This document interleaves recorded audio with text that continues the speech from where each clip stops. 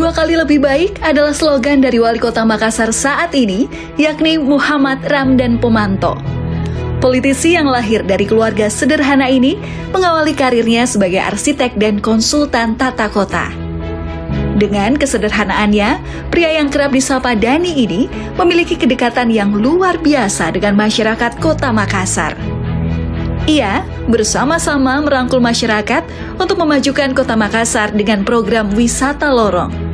Karena baginya, memulai dari akar adalah awal mula anak-anak berani bermimpi untuk menggapai cita-cita setinggi langit. Dengan mimpinya pula, Dani sebagai anak lorong mampu mewujudkan Makassar menjadi kota yang lebih maju.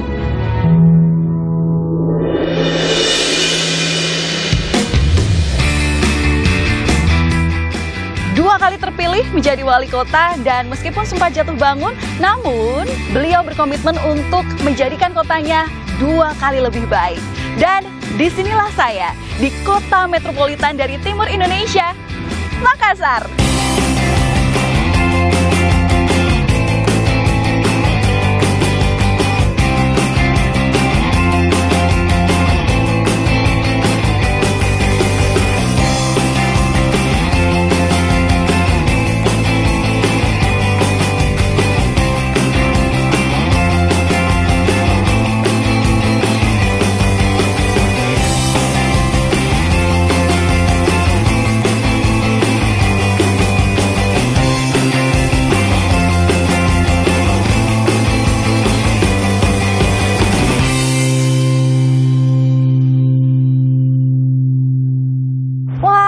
Assalamualaikum Pak Wali Kota. Selamat datang di Makassar. Salam sehat, luar biasa loh ini pemirsa. Jadi di mana-mana kalau misalnya tamu datang ke Balai Kota itu biasanya tamunya yang datang ke ruangan Pak Wali Kota. Tapi ini saya disambut terima kasih ya Pak ya.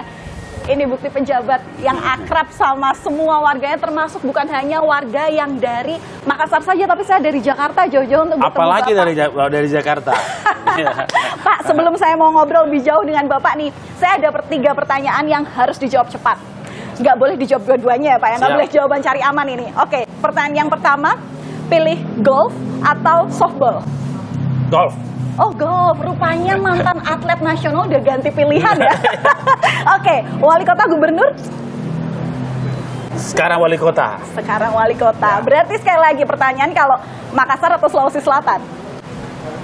Makassar yang di hati. Makassar di hati sekarang. Makassar dari hati. Saya dulu lahirnya di Makassar ya Pak ya? Makassar. Nggak mau melebar ke Sulawesi Selatan nih? Kan sekarang ditanya. Oh oke. Iya. Berarti nanti pertanyaan lanjutan biasanya Iya. berkembang. Oke. Saya boleh Iya. diajak ke ruangan Bapak? Ayo silakan Oke, dengan senang let's hati ya. go. Ayo Mbak Valen masuk, silakan. Wah, terima kasih banyak loh ya Pak, sudah boleh diajak ke ruang privat kerjanya dari seorang wali kota Makassar. Ini nih Pak, seluas Ini ruang meeting, ini ruang meeting. Oh, ini ruang meeting. Rapat-rapat kecil, rapat besar di sebelah. Ini terima-terima tamu, terima-terima keluhan juga di sini. Terima keluhan, langsung terjawab nggak tuh Pak? Biasanya saya tuh orang yang mau cepat selesai. Jadi biasanya langsung berhubungan dengan kepala dinasnya. Biasanya saya hadirkan di sini. Selesai, lanjutkan. Nah, kira-kira begitu. Oh, ini ada khasnya ya Pak ya, kapal pinisi. Pinisi, ya Pinisi. ini apa namanya, souvenir dari berbagai daerah. Ruang kerja saya di dalam. Ini jarang saya masuk ke dalam. Oh iya, kenapa Pak? Di luar terus. Oh, di luar terus, mobile terus ya Pak ya? Mobile terus. Wah, ini pejabat yang luar biasa. Boleh ya, Pak? Ayo, silahkan. Nah, inilah ruang tamu. Wali kota sederhana, kemudian jarang ditempati karena saya lebih proaktif ke bawah, ya jemput. Ya sebelum orang mengeluh kita datangi duluan. Nah, jadi ini seminggu sekali saya masuk sini. Tempat duduknya udah pernah diduduki nih. Berkas-berkasnya di mana Pak? Berkas aduan berarti. Oh, di sana. Langsung. Tapi Di rumah juga. Oh, di rumah juga iya. ya. Oh, berarti 24 jam kerja bisa dibilang 24 jam. 24 jam kerja. Tapi ini masih termasuk kursi panasnya Pak Wali Kota ya? Kursi panas. Ya, setengah mati direbut tapi jarang diduduki. Waduh, setengah mati direbut, jarang diduduki. Pak, boleh kita ngobrol lebih santai lagi ya, Pak, ya? Silakan. Oke, Pak Wali Kota yang berprestasi. Jadi hari-hari ini lagi sibuk apa sih, Pak?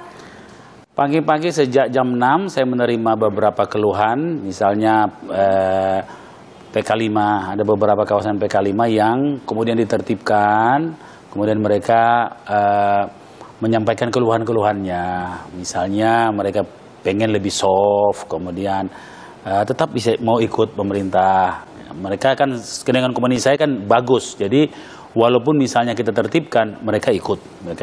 Baru kemudian mulai jam 8 itu agenda yang sudah terjadwal. Misalnya saya menerima tadi dari CCBO. CCBO itu clean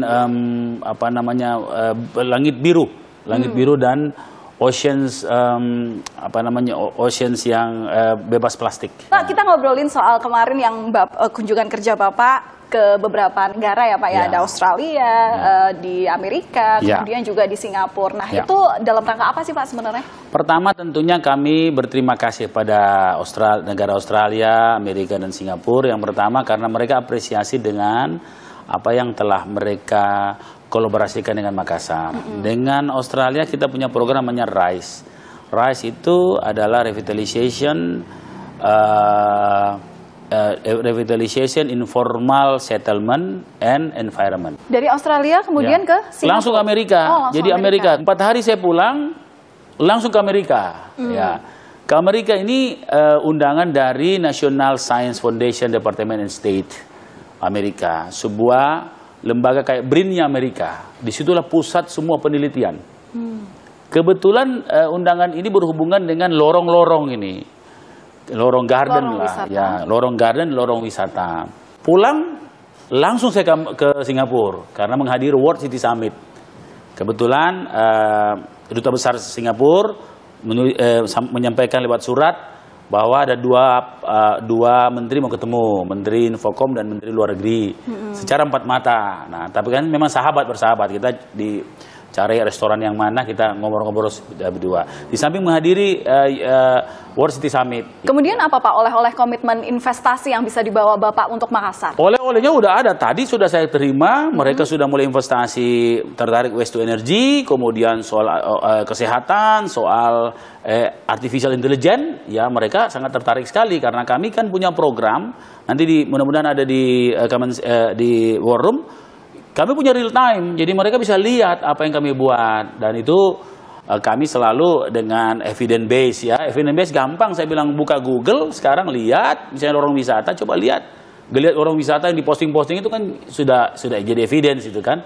Dan bagaimana sejarahnya, jejaknya kita sudah punya. Pak, saya tuh penasaran, ini kan Bapak ini bisa dibilang high teknologi gitu ya. Siap. Nah, dari tahun 2016 sampai sekarang ini kelihatannya ada sistem pemantauan kota yang katanya dipunyai Balai Kota Makassar ini sebagai yang tercanggih mengalahkan Surabaya loh. Ya. Nah itu di mana Pak? Ini ya?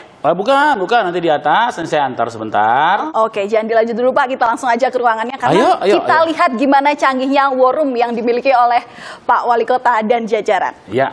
Ayo. Boleh ke sana ya Pak ya. Ayo.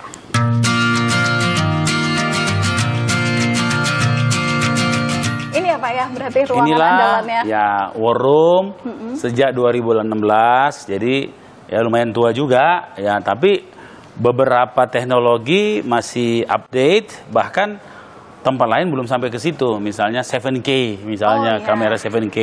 Sekarang orang lagi memburu 4K. Kita udah 7K. Sementara ini udah 7K. Kameranya, bukan wallnya. Wallnya biasa, karena kami bangun sendiri. Kemudian kami bangun dengan sistem customize, jadi sesuai dengan kebutuhan, karena duitnya nggak cukup. Jadi kita bikin apa adanya, tapi alhamdulillah war room ini yang paling bertahan saya kira di Indonesia. War room kota-kota lain itu tidak terdengar lagi, tapi alhamdulillah Makassar masih update lah. Jadi ya terpelihara baik ya. Misalnya seperti di sini pantauan RUCD, berapa pasien, berapa apa ini bulan. Kemudian ini pantauan tentang Twitter di Makassar, ini semua. Oh ini berarti bisa ini ya Pak ya, bisa merangkum apa saja yang dikeluhkan masyarakat lewat media online. Benar, media online. Oke, ternyata nggak cuma pantauan lalu lintas aja. Oh iya. Jadi ada macam-macam ya Pak ya di sini. Ya, ini internet, kemudian Ini semua di NSPU. Ini proteksi kalau ada serangan dihack para hacker. Oke. Ini dilihat dari di sini. Ya, Kenapa sih Pak dinamain war room? Dari mana inspirasi? kan kalau Makassar itu kalau misalnya command center biasa-biasa kita suka yang kayak perang-perang gitu. War room ya supaya agak serem-serem dikit lah. Serem tapi supaya juga Useful. menggugah kinerja juga ya Pak Iya, ya? Beneran. useful. Jadi ada perjuangannya lah. Oke. Nah ini kamera kita, ini lagi memang dalam perbaikan. Ya, ada beberapa kamera kita. Kamera kita bisa zooming sampai 4,3 kilo. Oh, oke. Ya, zooming 4,3 kilo. Ini sudah ada berapa titik Pak? 300. 300 titik. Tapi tahun ini kita tambah 4.400. Oke, Ya. Pak, kalau kita melihat bagaimana kebermanfaatan kamera pemantau ini, apa hasil yang signifikan? Oh, banyak. Terutama untuk mengurangi kriminalitas di Kota Makassar. Ya, kriminalitas itu paling nyata. Dulu waktu awal 2016, angka kriminalitas itu seminggu itu 256. Setelah ada ini, itu jadi 151. Kita pantau, kemudian tabrak lari dapat di sini dapat, kriminalitas, kemudian banyak hal, narkoba juga, ya karena dia bisa zoom, jadi orang kasih saset kecil di sini muncul sedikit saja bisa di zoom, ketahuan dia sabu atau tidak. Tentu ini juga jadi salah satu hal atau cara yang bisa menghalau adanya potensi terorisme ya Pak ya? Oh ya, karena kemarin itu waktu terjadi bom gereja. Ketangkap di sini sebentar, tapi dibuka semua kamera sekitar. Rupanya dia 6 kali keliling. Sebelum ini dia singgahi siapa. Jadi seluruh jejaring langsung ketangkep. Dalam tidak sampai 6 jam. Dari pantauan arus lalu lintas di sejumlah titik di Kota Makassar, kita bergeser. Ini ada apa lagi nih Pak? Ini nampaknya lengkap sekali. Ya, ada harga sembako juga ya, ini ya. Harga sembako, ya supaya kita kontrol inflasi. Kemudian pantauan COVID, ya total COVID hari ini. Ini ya. apa ini Pak? Ini ternyata Ini terdata yang juga ya? orang wisata. Oh oke. Pak, bukan nama pahlawan dari Makassar Pak? Lain, nama lorongnya itu memilih nama kota di dunia. Kenapa begitu Pak? Supaya mereka bisa open mind, jadi dari lorong punya cita-cita setinggi langit bahwa ini jadi kota dunia nanti. Tapi setiap lorong punya satu warriors di situ, dia hafal harus sejarahnya. Semua orang di lorong itu. Ini coba kita lihat. Ini kenapa poinnya belum dikerja? Maksudnya apa Pak? Jalannya udah bagus, jadi tidak dikerja lah. Jadi jalan-jalannya kalau bagus tidak perlu dikerja. Ini drainase apa semua. Oh, berarti ini sedang yang dikerjakan. Kita lihat itu semua proyek-proyek yang turun dimonitor, di mana dia bekerja sekarang. Ya. Oh, oke. Berarti maksudnya sedang dikerjakan ini dalam proses pembenahan ya Pak? Proses pembenahan. Terus, coba terus. Sudah ada berapa lorong wisata ini Pak? 1000. Oh tadi ya 1067 ya? 1095. 1095, Ya. oke. Targetnya berarti gimana Pak? 5.000. 5.000. Nanti 5 tahun. Ya. Selama masa jabatan Bapak ya? Yes. Optimistis Pak akan berhasil? Alhamdulillah, insya Allah. Insya Allah kita doakan bersama-sama Ya. untuk kemajuan rakyat Indonesia. Siap. Oke, Pak, ini kan tadi kita sudah lihat lorong-lorong mana aja nih yang sudah berpotensi untuk bisa menjadi tempat wisata masyarakat secara kekinian gitu ya Pak ya. Ya. Jadi ini juga melihat gimana indeks standar pencemaran udara ini masih dalam kondisi baik. Ya. Boleh berarti ya Pak kita keluar? Ayo mana? kita ke lorong. Bapak ajak jalan-jalan kami ya Pak ya. Ayo. Oke, Silakan. Jangan kemana-mana, tetap di VVIP hanya di Kompas TV.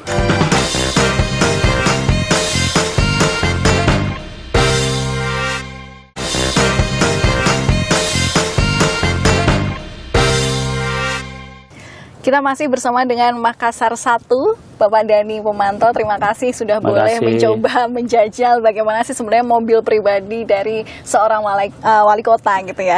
Pemirsa, nah ini tadi saya sudah lihat-lihat di sekitar kursi saya ini ya, ternyata Pak Dhani Pemantau ini gemar sekali makan coklat kelihatannya. Pak Dhani ini kalau saya baca dari penelitian Swiss gitu lah, tim peneliti Swiss itu dibilang kalau orang yang hobi makan coklat atau stok coklat di dekatnya begitu ya, itu katanya berusaha untuk menurunkan tingkat stres di hidupnya. Jadi Pak Dhani ini bisa dibilang stres Pak menjadi wali kota? Itu bisa, sah-sah saja. Dan walaupun niat saya tidak begitu, ya barangkali ini saya baru tahu ada ilmu baru seperti itu. Pantas kalau saya makan coklat saya rasa tenang gitu. Oh iya. Benar. Tapi coklat itu lebih mengganjal lapar lah. Ya karena saya sendiri orang tidak tertib waktu makan, sehingga untuk supaya tidak mah biasanya makan coklat. Oke, selain coklat ada juga ginger, permen jahe ini. Ya. Udah mau habis loh Pak, ini udah saatnya di stok ulang ya. Pak, ini kan saya ini sudah beberapa hari ini jalan-jalan di Kota Makassar kayak gitu kan.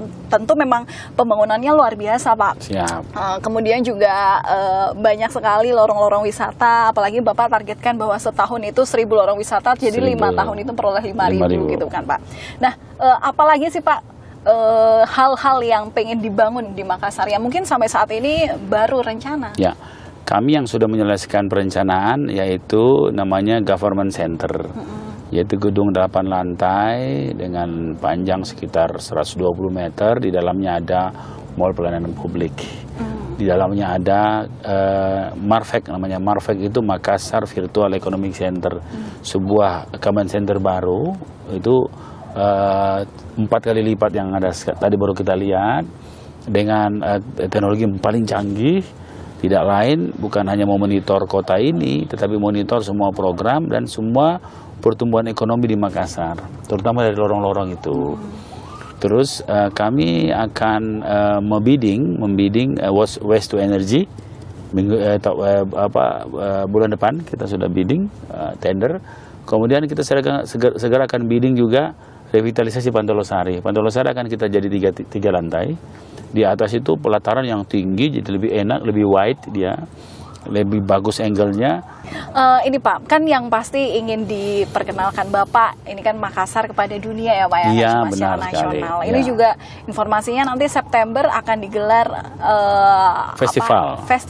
Festival katakannya. Ini salah satu festival pemirsa yang kabarnya terbesar di Indonesia. Benar Boleh sekali. Mungkin Pak dijelaskan Festival itu seperti apa? Ya, Festival itu mulai dari 2016. Itu salah satu program kerja Bapak berarti ya? Program kerja untuk city branding. Ya. Kita tahu Makassar sebelumnya ini adalah kota yang penuh demonstrasi, penuh agak sedikit keras-keras sedikit lah. Nah, setelah hadir F8, image Makassar itu menjadi kota festival menjadi kuat. Dan alhamdulillah yang paling menarik adalah hanya butuh 2 tahun kita masuk top 10 Indonesia. Dibandingkan event-event lain dulu yang top 10, dia butuh 9 tahun baru masuk. Nah, yang paling menarik adalah pasca pandemi, semua yang top 10 itu runtuh kecuali Makassar. Level 8 Makassar yang tetap stay di top 10 Harisma Indonesia pariwisata. F8, kenapa namanya F8 Pak? F8 itu dari sebuah kesepakatan para seniman yang membuat namanya 8 jalan kebudayaan Makassar. Yaitu food, makanan, seni fashion, kuliner, fashion, film, fine art, folk, ini apa ya? Budaya daerah ya. Fusion music, kemudian flora fauna, kemudian yang terakhir adalah fiction writers. Ada yang berbeda Pak di tahun ini? Ada. Pertama tempatnya pindah di pelataran Pantai Losari lebih luas. Kemarin City of Makassar.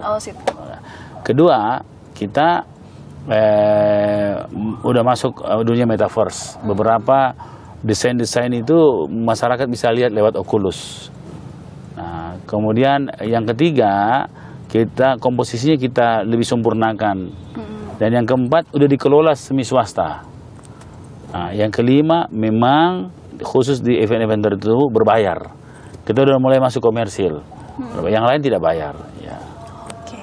Artis-artisnya artis paling top dan paling terkini. Berarti besok diselenggarakan dari kapan Pak? Dari tanggal 7 sampai tanggal 11 September. Terbuka untuk siapapun? Siapapun. Termasuk mengundang delegasi dari negara tetangga? Dari negara tetangga, kemudian para gubernur dan wali kota, dan terutama masyarakat. Yang paling menarik adalah khusus untuk yang komersil, tiket masuknya bisa berkurang kalau bawa botol plastik sebagai tukaran. Ya. Jadi ada edukasi untuk masyarakat juga soal sustainability ya, lingkungan. Ya, berarti ini menarik untuk segala kalangan usia ya Pak ya, karena benar. Itu tadi edukasi untuk bagaimana pengolahan plastik supaya tidak menjadi limbah yang kemudian merugikan masyarakat. Wah, ini nanti jadi pemirsa VVIP yang mau ke Makassar boleh nih, terutama dari tanggal 7 sampai tanggal 11 September 2022. Mesti cepat booking hotel, biasanya itu hotel penuh semua. Itu gratis atau gimana Pak? Tidak dong, bayar kalau hotelnya bayar. Hotelnya bayar. Untuk datang ke festivalnya? Masuk gratis, tapi di event tertentu sekarang berbayar. Misalnya panggung utama, di situ kan ada beberapa artis-artis papan atas Indonesia tiap hari. Apa Pak kemudian yang diharapkan dari Eight Festival tahun ini? Eight Festival itu mempersatukan kekuatan budaya Makassar, berkolaborasi dengan budaya Indonesia, dan tampil sejajar dengan budaya global. Ya. Nanti kita tunggu Pak, seperti apa tampilan Eight Festival 2022. Iya.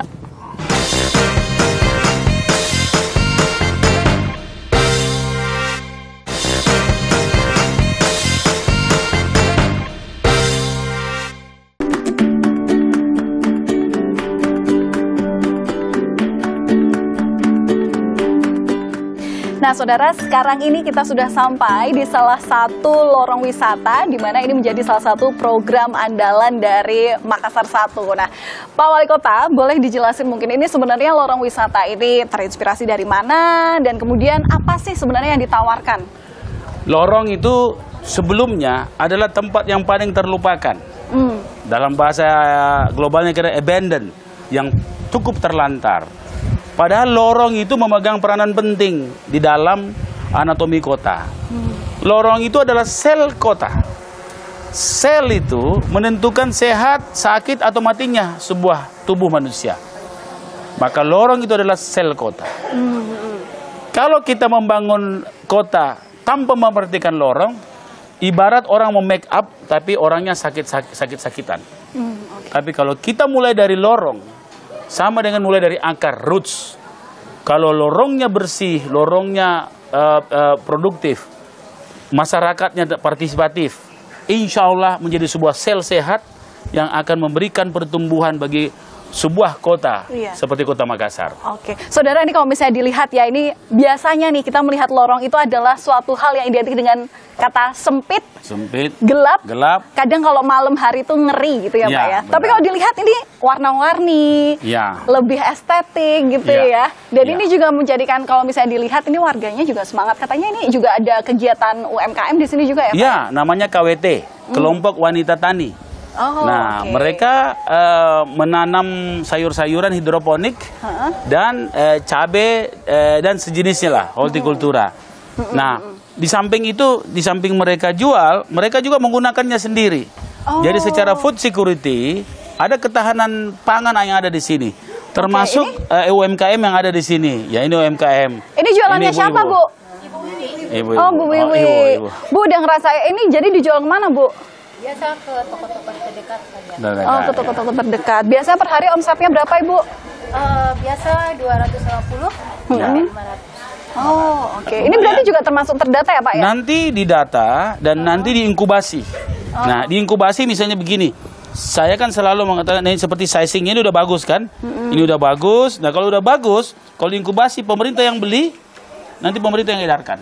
Kami punya ada namanya TETER. TETER itu Mart Electric Smart Enterprises.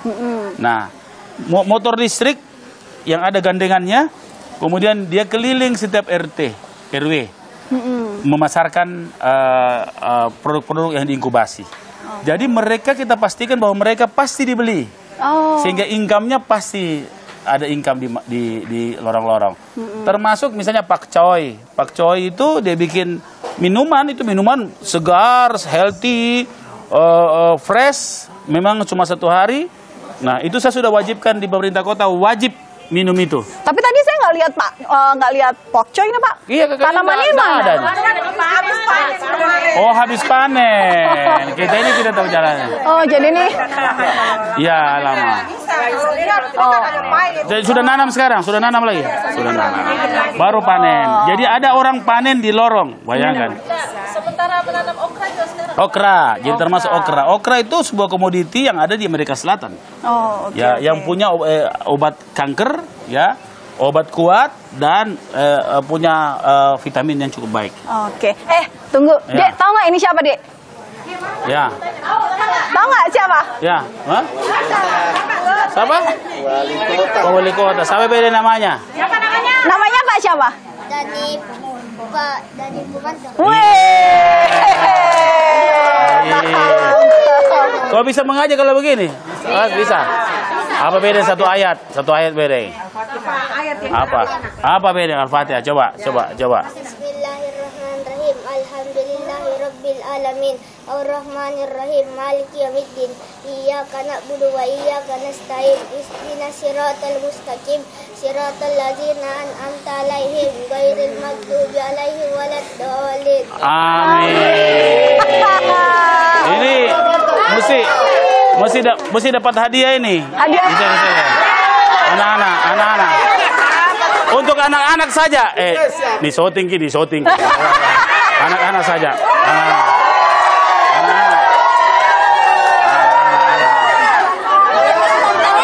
Iya, nanti Bu Iwung. Ya, anak-anak.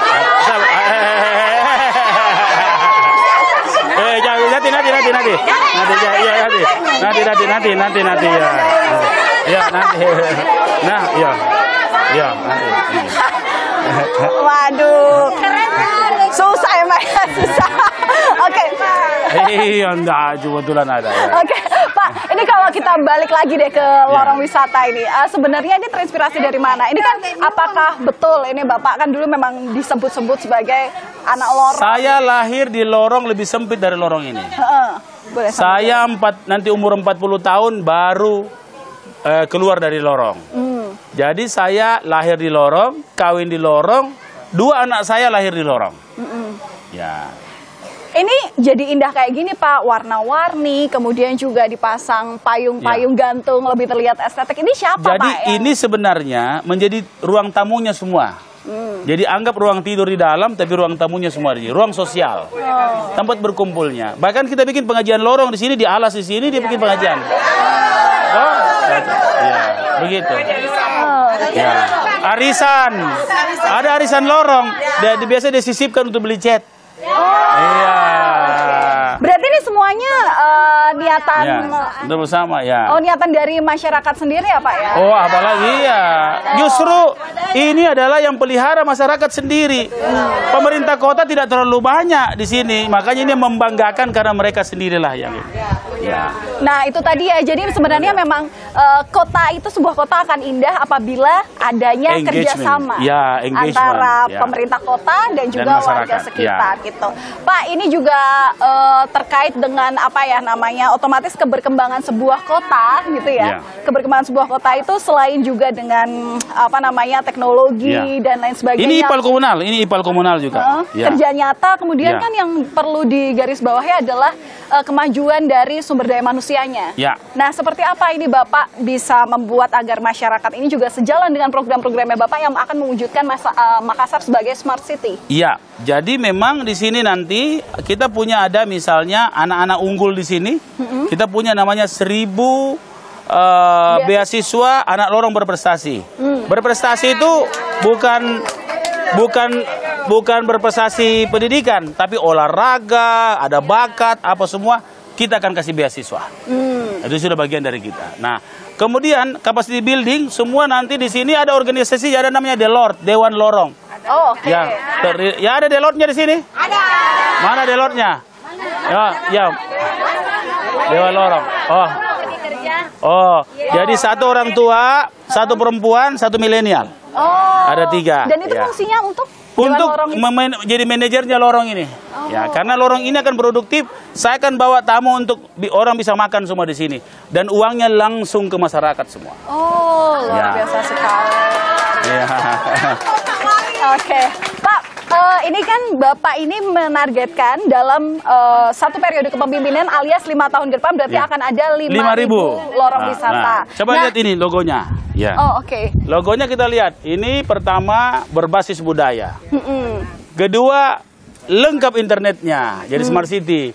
Ketiga makanannya pasti menarik. Ada tariannya, ada kopinya, ada nyanyi-nyanyinya, ada di sini juga perikanannya juga nanti kita buat, ya. Jadi semua ada. Oke. Itu setiap lorong wisata berarti semuanya itu ada atau ada spesialisasinya lorong masing-masing? Ada spesialisasi masing-masing, nah, termasuk pahlawan. Apa nih, Pak? Kalau lorong ini sudah kita sepakat apa makanannya? Nasi kuning dodol. Oh, ini. Ini mereka. Ya, ini. Nah, oh jadi nasi begadang. Oh, ini jadi kulinernya sini ya? Ya, ini yang mereka sepakati akan dijual. Oh. Jadi masing-masing disepakati. Sudah terjual ya? Oh, sudah terjual. Ini cara jualnya gimana Pak? Dititipkan ke online toko juga bisa. Nih. Oh, sudah ada warung. Ya, gimana Ibu? Ya. Ya biasanya Boleh agak maju Ibu. Ya. Di sebelah sini. Ya, sini ya. Ya, coba dikasih ya. Jadi biasanya kita menjualnya langsung di depan. ya. Kita dilayani. Ini jual sejak tahun berapa, Bu? Kebetulan masih Ya, setelah lorong wisata ini. Setelah lorong wisata. Jadi semua kemampuan ibu-ibu, mama-mama ini, emak-emak ini dikeluarkan semua untuk berproduksi. Jadi kalau ibu-ibunya berproduksi, dia di rumah bisa jaga anak, bisa berusaha, bisa pantau suaminya juga. Nah. Ibu rame Bu yang beli makanannya rame. Alhamdulillah. Oh, sehari bisa berapa Bu? Bungkusnya? Iya. Berapa bungkus? 50 lebih. 50 lebih. 50 lebih kalau Lumayan. secara rupiah Bu? Ya, alhamdulillah. Ya, ya. Sangat cukup, lebih dari cukup ya Bu. Ya? Oke. Tapi Bu, kalau boleh menyampaikan, adakah saran yang mungkin bisa jadi kritik ke depannya untuk pemerintahan Pak Dhani? Kalau saya sih, menurut saya sih sebenarnya sudah bagus ya, dengan tergantung di mana apa ya, Ya, iya, ditambah lagi untuk melengkapi. Oh. Ini kan tambah jus-jus, ada yang bikin jus, ibu-ibu bikin lain bikin jus. Itu mi pakcai, kue, barongko yang terenak. Cocok toh? Sanggara Balanda. Iya. Oke, Lengkap. siap. Nah, Makasih ya Bu. mantap, Semoga mantap. laris manis Bu. Ya, ya. Ya. Oh ya. kuning begadang Pak. Begadang. Jadi 24 jam di sini. Jadi 24 jam melayani orang makan. Ya. Berarti 24 jam selalu rame ya Pak Bu? Oh, rame. Itu kelebihan lorong wisata Lorong ya wisata. Pak? Nah, Jadi kalau nanti malam lorong itu wisata nggak gelap, nanti kami akan tahun depan 153 mobil listrik akan melayani dari lorong ke lorong untuk mendatangkan orang ke sini semua. Oh, Pemerintah kota yang datang. Jadi dari hotel ke sini, ke lorong-lorong, semua lorong-lorong wisata. Oke, Pak, ini yang paling penting adalah semuanya sudah dibangun, bagaimana Iya. kelebihannya. Iya. Sebelum ke situ, ini jadi adalah salah satu semua lorong wisata pasti ada tanaman hidroponik ya? Ada, hidroponik pasti ada. Apa sih Pak pentingnya? Pentingnya karena mereka bisa mensuplai makanannya sendiri. Jadi nanti makanan-makanan itu berdasar di sini. Ini non kimiawi, ya, semua organik dan mereka bisa mensuplai anunya sendiri, kebutuhannya. Oke, luar Kalau yang tempat lain yang besar-besar biasanya sampai supermarket mengambil. Ya. Oh, ada markisanya, ini markisa itu markisa. Ini ya. Ini markisa ini dibikin minuman. Ya. Bikin jus. Luar Dia campur biasa. Oh, Sprite. ini udah bisa Bisa dijual bisa. ya? Ini jadi dipanen ini. Luar biasa. Ya. Oke. Bukan Oke. asli itu. Pak, ini kan yang paling penting, semuanya sudah terbangun, semuanya sudah selalu ditingkatkan untuk menjadi Makassar yang lebih maju lagi. Iya. Paling penting adalah seperti apa Pak nanti pemantauannya dari pemerintah kota? Kami akan pasang 4 CCTV. Di setiap lorong? Di setiap lorong wisata. Kita pantau keamanannya 24 jam supaya mereka bisa berusaha dengan maksimal. Kita kasih perkuat digitalisasinya supaya mereka bisa berjualan online. Nah, kita masukkan inkubator center agar packagingnya kita perbaiki sehingga bukan hanya untuk di luar sana tapi di perusahaan-perusahaan. Saya akan wajibkan perusahaan-perusahaan memakai produk lorong. Termasuk makanan siang itu harus dari lorong semua. Nah, itu. Tunggu, kalau udah bicara bagaimana soal inovasi-inovasi yang sudah diterbitkan oleh salah satu wali kota di Indonesia, apalagi yang backgroundnya adalah arsitek, konsultan tata kota gitu ya, pasti lebih banyak lagi. Nah, kita mau cari tahu sebenarnya apa sih dari semua program yang sudah dilakukan ini yang paling ingin segera dibangun. Apakah masih ada PR? Nah, jangan dijawab dulu Pak. Siap. Kita nanti akan saksikan lagi, tetaplah bersama kami hanya di VVIP di Kompas TV.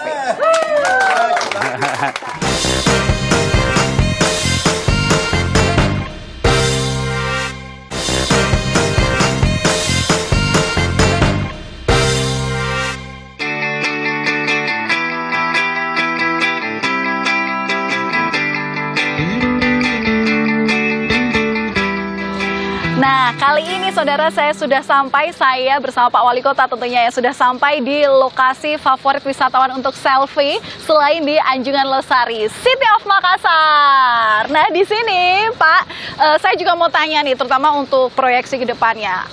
Seperti apa sih proyeksi pembangunan ke depan, terutama untuk meningkatkan perekonomian masyarakat Kota Makassar? Memang kami membangun berdasarkan anatomi kota. Anatomi Kota Makassar itu terdiri atas 3. Pertama waterfront, kedua land, yang setelah waterfront, yang ketiga lorong. Jadi kami akan membangun di 3 posisi itu. Tapi memang beratnya itu ada di waterfront dan di lorong. Lorong menyangkut roots atau akar, langsung menyentuh masyarakat. Kemudian waterfront itu lebih ke investasi, seperti Pantai Losari ini. Pantai Losari ini dibangun 20 tahun lalu, 25 tahun lalu. Dan insya Allah kita akan membidding atau tender investasi di mana kita akan merevitalisasi Pantai Losari ini dengan kualitas internasional yang terkini di dunia. Ya, misalnya Marina Bay Sands, misalnya di Sydney, kita akan insya Allah bersaing, bahkan kita beberapa sudut-sudut itu jauh lebih baik daripada Marina Bay Sands. Ini kan masa 2 periode jabatan Pak Dan ini kan sudah mau habis. Nah, ada nggak sih Pak kekhawatiran terkait program-program Bapak? Ya, proses pembangunan ya.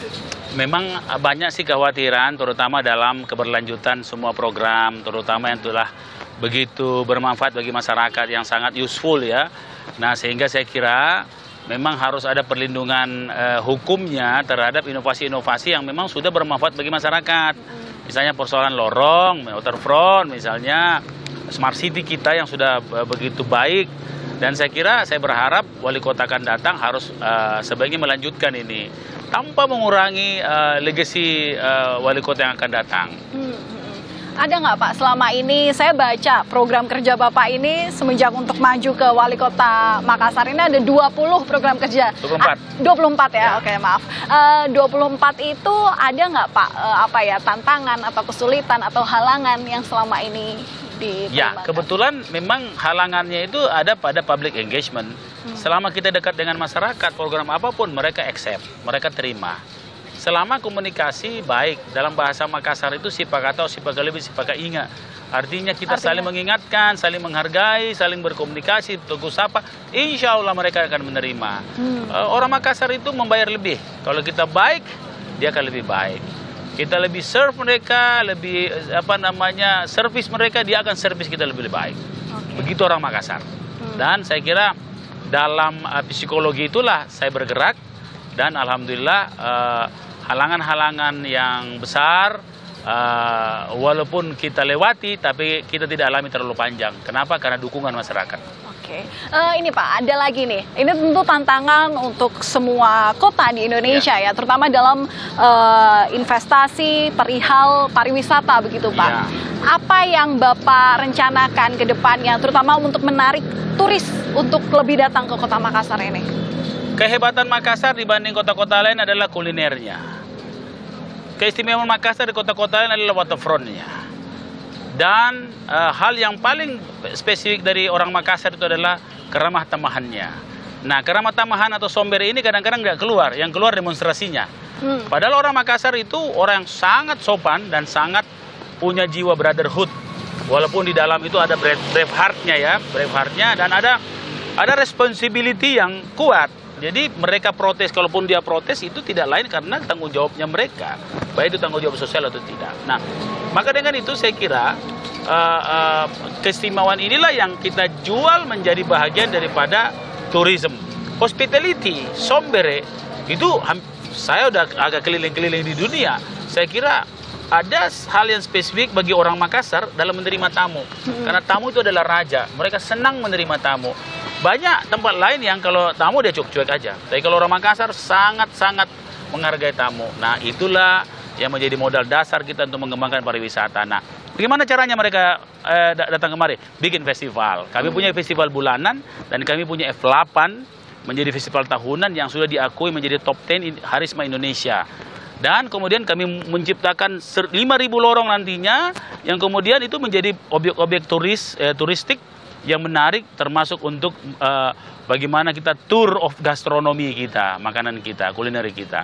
Nah, itulah konsep-konsep sederhana yang dijalankan Makassar dalam RIPDA kita, Jalan Rencana Induk Pariwisata daerah. Oke, dari seluruh program yang sudah Bapak canangkan sejak awal kali menjabat wali kota begitu Pak, apa yang paling ingin Bapak wujudkan untuk Kota Makassar? Saya kira masyarakat senang, bahagia, dan confidence. Dulu, saya kan anak lorong juga. Waktu ditanya, alamatnya di mana? Kalau anak lorong pasti kecil suaranya. Saya anak lorong. Tapi coba lihat sekarang, tinggal di mana? Oh, saya tinggal di lorong Hamburg. Saya tinggal di lorong London misalnya. Dengan kebanggaan mereka. Confidence, semangat perlu. Apalagi confidence dan semangat kolektif untuk membangun kota ini lebih cepat. Berlari bersama wali kotanya, berjalan bersama wali kotanya, memajukan Makassar bersama, mulai dari generasi yang paling muda sampai generasi yang paling tua. Makassar untuk semua, semua untuk Indonesia. Makassar untuk semua, semua Indonesia. Jadi untuk bertahap ke level selanjutnya nih Pak, mau jadi gubernur atau pensiun jadi arsitek aja? Ya, pilihan menarik yang kedua. Cuma memang kalau politik itu biasanya gerbongnya terlalu panjang, susah mundur. Ya, jadi biasanya kalau gerbong itu maju terus. Ya, begitu. Tapi tergantung gerbong di belakang. Ya, wah. Tersirat 2024 rasa-rasanya akan maju jadi gubernur ya. Tergantung gerbong belakang. Tergantung gerbong belakang. Oke Pak, satu kata untuk Kota Makassar. Pemimpin itu, ya ini untuk semua sebenarnya, ya. Pemimpin itu kata kuncinya bertanggung jawab. Kata kunci bertanggung jawab itu adalah jawab. Jadi pemimpin itu harus punya jawaban. Bagaimana kita dapat jawaban? Kita harus punya pertanyaan, harus mendapatkan pertanyaan. Maka pemimpin itu harus pandai mendengar dan punya jawaban dalam solusi. Nah, Makassar sebuah tempat yang luar biasa di tengah Indonesia, bahkan di tengah dunia. Orang-orangnya sangat loyal, orang-orangnya sangat cerdas dan punya brave heart. Tidak ada kombinasi brave heart, keberanian dicampur dengan brotherhood yang begitu unik. Oke. Artinya Makassar itu adalah rumah kita semua. Di Makassar itu insya Allah kita akan semua betah. Dan Makassar itu memang sedikit berbeda dari yang lain. Jadi satu kata untuk Makassar adalah rumah. Rumah kita. Rumah kenyamanan untuk kita semua. Rumah Indonesia. Rumah Indonesia, luar biasa. Sekali lagi terima kasih Pak Muhammad Ramdan Dani Pomanto sudah meluangkan waktunya kepada very interesting person di Kompas TV, di VVIP. Sukses selalu untuk semua programnya. Nanti kita tunggu gimana untuk inovasi-inovasi baru terhadap Kota Makassar. Semoga semua orang semakin mencintai Kota Makassar dan menjadikan Makassar destinasi utama untuk kota tujuan mereka berwisata. Oke Pak, kalau tadi ini sebagai tempat favorit orang-orang untuk selfie, kita selfie ya Pak ya. Yoi. Kita selfie dulu sekarang. Oke Pak, yang lebih ekspresif ya Pak ya. 1, 2, 3.